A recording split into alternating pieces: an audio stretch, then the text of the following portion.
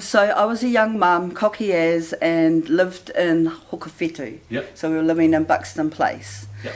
And the young older adults were holding budgeting classes. Well, actually was cooking kai on a budget. So we would go in there and they'd do the mince, all in one pot, mince, fry it all up, the vegetables, the cabbage. So, you know, we would all go along just for the feed, to feed our kids, know that they had a kai for that day. But then, I don't know, when the kids got older, because when they're younger you survive, but when they got older, and especially Norton got bigger and his appetite got bigger, something shifted, because I was like, actually, you need to, like, they need to be full. So I come from a family where there was 8 of us, and so sometimes we missed out on lunch. And so I think that kind of planted something in me that, you know, you don't have to have heaps, but what you do have needs to be filling and nourishing. So, yeah, I got my idea from that that little corner church in Iona Street. Smart as, just question them for everything. I don't quite know how I'd feel if someone did that to me. But from that I took a lot. So that's kind of where I started. And the next thing was family came around unexpectedly. It was a Sunday night, a couple of days before DPB, and there was nothing. I had enough for my Norton and Ariana, but I didn't have enough for anybody else. But I didn't have the confidence to say I've got nothing. Yep, so I had a couple of chicken carcasses, I had some stock, I think I had some noodles, and I shriveled up piece of cauliflower and carrot. So I chopped them all up and I made a soup. Then I had some flour, so I made a bang bang. And yeah, it fooled everybody. No one knew I had nothing in the cupboard. And yeah, it was actually really nice. So that's when I realised actually I can cook anything from anything. So yeah, and I still do that now. I go and I look in my fridge and like, okay, I've got that. I can put that together, but I can't tell you what I'm cooking. It's just up here. So yeah, that's where my little journey started. And just having, as you know, all the kids come around from the neighbourhood. There was 6 kids sometimes, and they were all boys, and just my little Ariana. You had to feed them, you know. You want to know that your kids are out roaming or hanging out with a full tummy, because if they don't, they might go do something. Yeah, for sure. Yeah. So yeah, that's where I started. Awesome. And so what I love about Kai Aroha when I was reading the ebook is you put in there, it's not just about the food. No, because while I was creating my ebook, I kept going off. So I went into ChatGPT and said, can you do this? And so while I was creating it, it kind of took me somewhere else. So I listened to the song. And it isn't just about cooking. It's because anyone can cook, I guess. But for me, it was like, I just got this sense of belonging, or sense of I had accomplished something. And both my nannies hold a great big part in that. So yeah, one nanny always had, I never got to see her prepare, because it was always ready. It was always when we got home from school. She was always in her kitchen. She was either finishing off the kai in the pot. She was either doing her rewina bread, or she was ironing. So yeah, she always had a kai ready, and the house always smelled really yum. My other nanny, hers was baking. She always had a cup of tea, like a pot of tea, on the table, and family just came and went, and then Papa would go outside and bring in kai from the garden. So we'd get the lettuce, and so it was just lettuce, silver bean, and tomatoes back then, but and their beans. But yeah, so they hold a big part. I guess just that sense of family. Yeah, that sense of family. And, when you have a good feed, you really feel content. Yeah, especially if it's surrounded by good company. So, yeah, and I think I've come from a big family, but we were segregated, and so when I had my children, it was like it brings us together. Yes, I love it. And now we've got grandchildren, and it's amazing. So it's gone from like 6 to we need 2 tables. Well, it's funny when you're talking, the memories that it creates. Like you Yes. say, and Pop went outside here from the garden. In my head, I'm 11 again with my sister at my Nana and Papa's place at 31A King Street.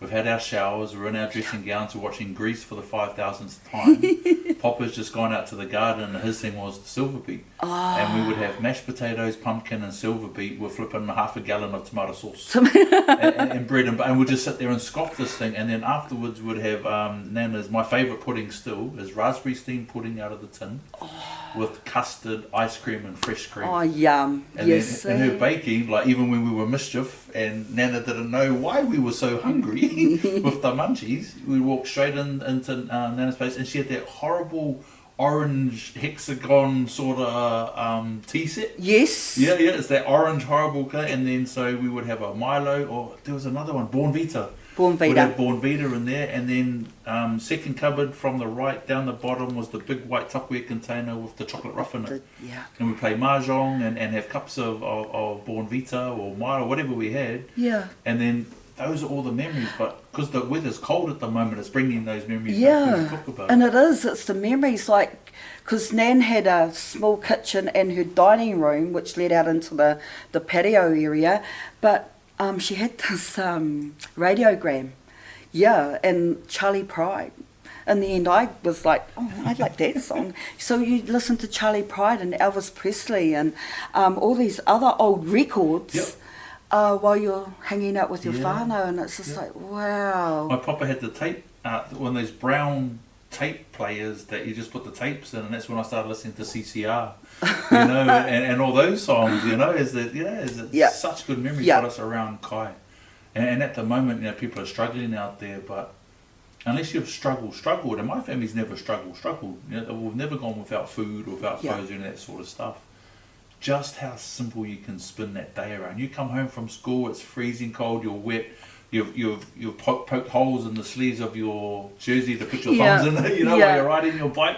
You come home, you're straight in the shower, and as soon as you get out, there's food There's there. a Kai, yep. And then it was, what's his name? Keep cool till after school. Oh, Ollie Olsen. Ollie Olsen was on there, Yeah. we'd sit down there, we're having a feed in front of the TV with family, Yes. Walt Disney Yes. at 6 o'clock on a Sunday night, followed by Our World at 6:30, and David Attenborough. Listen to, I know, right? look. And this all happens when we sit around and have a kai. Yeah, and it doesn't have to be at the table. It can be wherever you all are, in the lounge, on the mattresses, around the TV, and I remember we would have a kai, then we'd do the dishes, we'd all be in our pyjamas, and then we'd all go into the lounge while the big adults played cards and whatever. And we did charades, and we acted out plays, and like Cinderella and Snow White. It was so cool. I try to do that with the kids, but Different generations. Yeah. But one thing that never changes, those bloody kids always hungry. Oh my gosh, they're always hungry. Always. What's the classic one? Half an hour after dinner. Anything else to eat? It's literally half an hour after dinner. It hasn't even got to your My stomach one, yet. you have, thanks Nan, you had enough? Yes, thank you.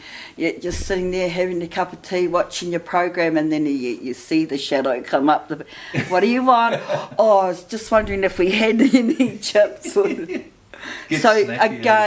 so that's it. And I guess while they're sitting around doing nothing, you'd eat like us. So yeah. Oh, that's awesome. And obviously personal, so I know you guys put far out. You start doing the math now. I was 24 years old when I met you guys. Yeah. And I am 51 now. So that is... Oh my gosh, so we that young? 27 years I've Holy known you guys. Moly. And the first time I ever came into your guys' house and talking to you guys after boxing and stuff, there were still kids walking through the front door for a kai. Kia ora auntie, kia ora uncle, there's a kai on the thing. That was 27 years ago. And then when I finally got back from overseas, I come to see you guys and Mike taxed me for my hoodie. First Line Academy hoodie to get taxed was from Mike. And then sitting there talking to Mike in your lounge, first thing that someone comes through the door. Yeah. Kia ora auntie, kia ora. I'm like, whose kid's that one? And we're doing the whaka whakapapa, far out, no way. How old are those kids now? And then we reconnect with Robbie and even Messine's caught up with Messines Oh, as well. did you? Yeah. And then you start talking about this stuff and that kai, that kitchen of yours, you know, and when Robbie found out you were doing this, he's like, oh, shot auntie, get in there. You know? And so the more people out there, like at the moment, just zilch, you know, there's rich people going through zilch. Yeah. You know, people that just can't afford the food, and if we can just teach our people just how to cook, then we can all contribute. Yeah, that's it. And like, I realised, you know, because we've always lived, well, actually, no, we struggled quite a lot when the kids were little. But we always had many children. It wasn't just our three. But we managed, you know, and you never let them know that there was nothing for them to eat. You just cooked something. I remember cooking, getting a flour and some, oh yeah, we've got spaghetti, oh yeah, and just making like a pizza bread, and they loved it.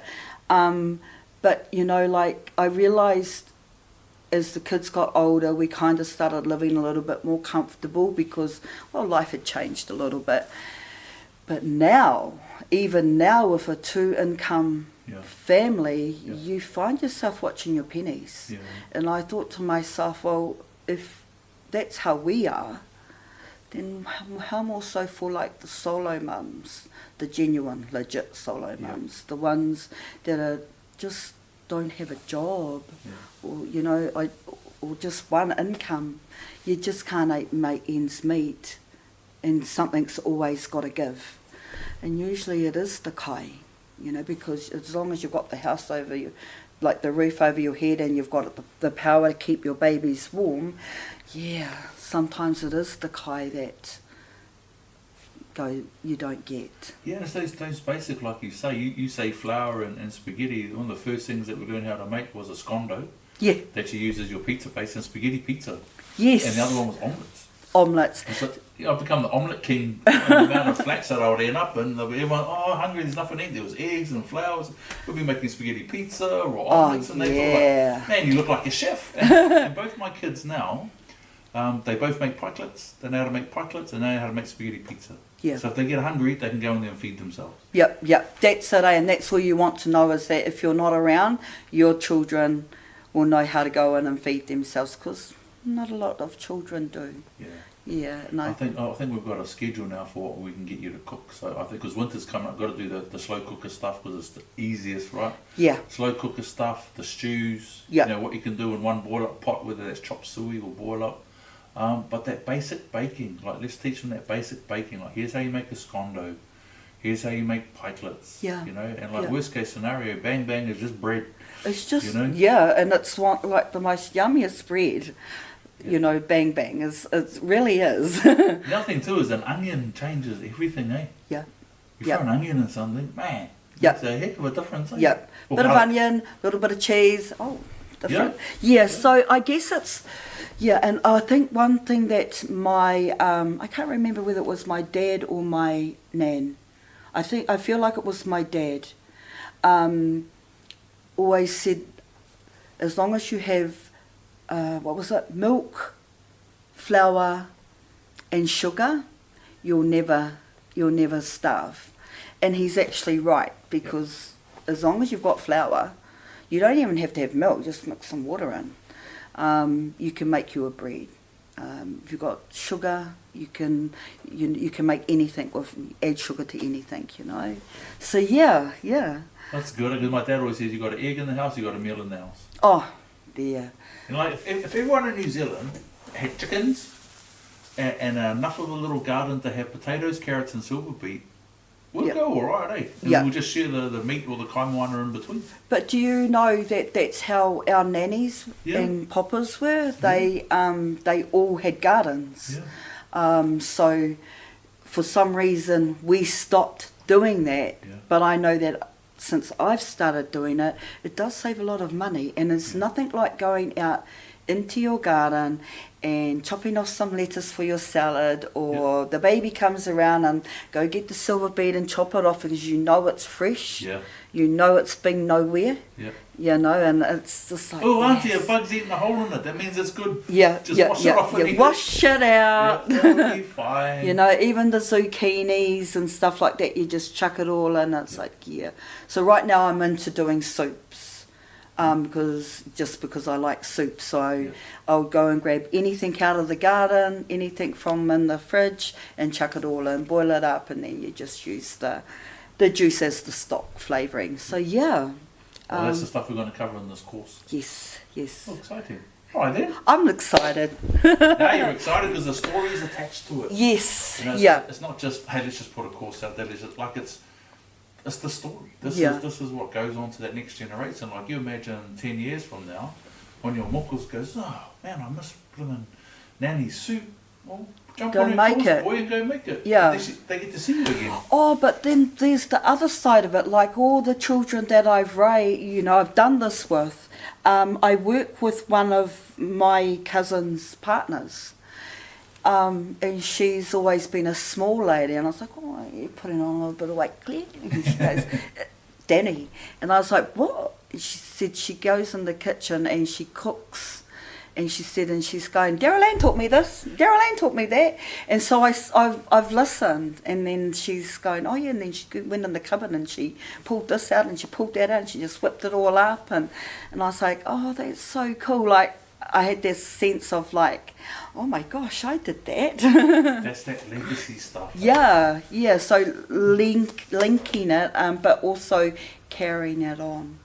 Yeah. Then there's my Norton who can just whip up just something. He's better than me. He's like, I'm the cook, but he's the baker. Yeah. And he can just, and it's so you hear beautiful. that, Norton? You're doing a baking. Oh, don't worry, I'm working on that. Have guest cooks come in your kitchen with you. I was like, let Mum do it first, and then use her in. Yeah, and I'll come and show you how to do it. But because I think this has been my drive is, not saying my kids haven't accomplished anything, they've accomplished a lot, but I want more for them. Yeah. And while they're raising their children, well, they're busy. So if I can do this and then show it to them, it'll make it easier for the process for them. So if I can do it, then they can do it. Yeah. So, Oh, I can't wait to taste it. So we've got to get this all stuff done and get up here, and then what we'll do is once a month we'll just have a cook thing. We will just throw $20 in and go, all right, let's try these recipes out, and we'll come and eat them and share it. And I'm all for that. And with all of our courses up here, whatever one of us has got, we all got it. Yeah. Yes. It just stacks with all the stuff. Oh, how do we do this? Oh, the bro's got the course. I know, because Polder goes, I'm just going to do a course on how to set up your Shopify. I was going, I'm going to do that course because I want to know how to use Shopify. Well, I have an idea. Exactly.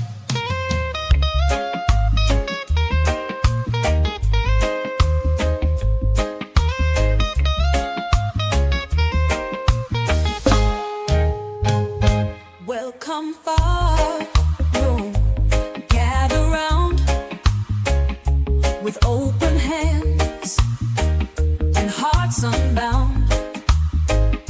The pot is warm, the table's set, our spirit flows, we won't forget.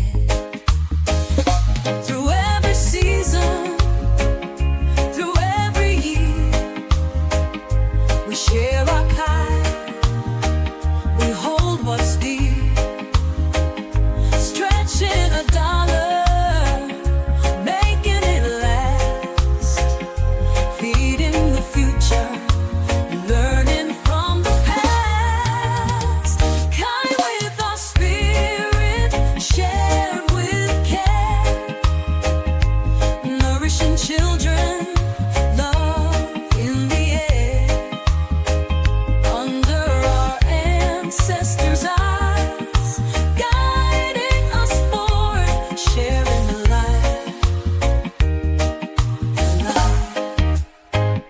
Boil up, simmering, soft dough boys rise, simple ingredients, a feast in disguise, stew on the fire, fried bread warm through humble hands. The soul is born through every season, through every year. We share our kind, we hold what's dear. A lesson in love, a lesson in grace. No one goes hungry in this sacred phase. Kind with our spirit, shared with care, nourishing children, love in the air.